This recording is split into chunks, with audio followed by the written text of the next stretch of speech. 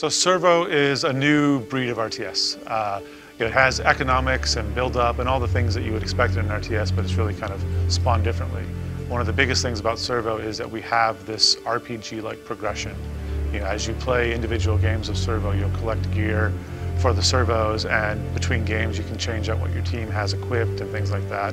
This idea of taking an RTS game and figuring out how this finely crafted, finely tuned thing that has to be balanced or the hardcore guys won't enjoy it, how we marry that with this really deep progression, something that people are just, oh, I gotta play one more game, I gotta get one more part.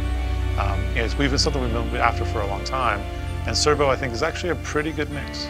Prior to Bonus XP, we had a lot of experience with our group making old school strategy games, the Age of Empires series, Age of Mythology.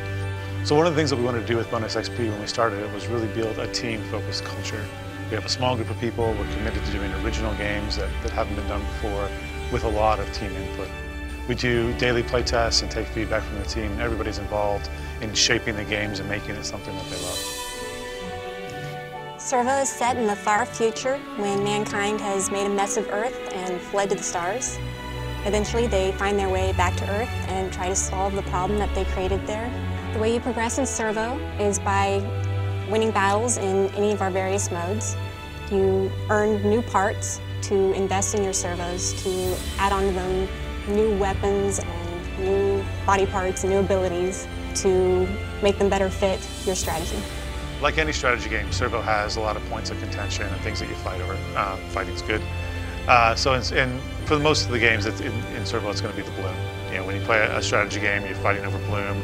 You're mining it and you're using those resources to spend to get servos and upgrade your units and things like that. There are several different modes in Servo. My personal favorite is the co-op mode. I love being able to grab a friend and go rampaging across a planet, causing explosions, killing everything in sight. There's also a single-player campaign mode. We have 25 missions that take you back to old Earth, where you solve the mysteries left behind there. There's also a PvP mode, where you can play against other players, take on their base, earn some really cool parts.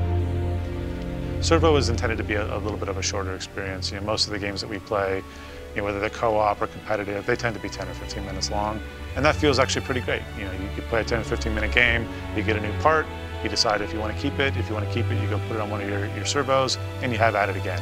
My favorite feature in Servo is the customization.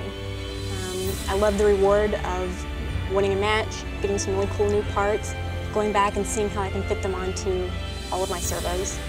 The hardest part is deciding whether I want the awesome frag grenade launcher or if I want the rocket launcher.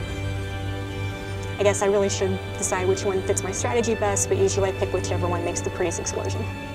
Servo is everything that we've loved about RTS games, plus everything that we loved about a progression-based game like an RPG married together.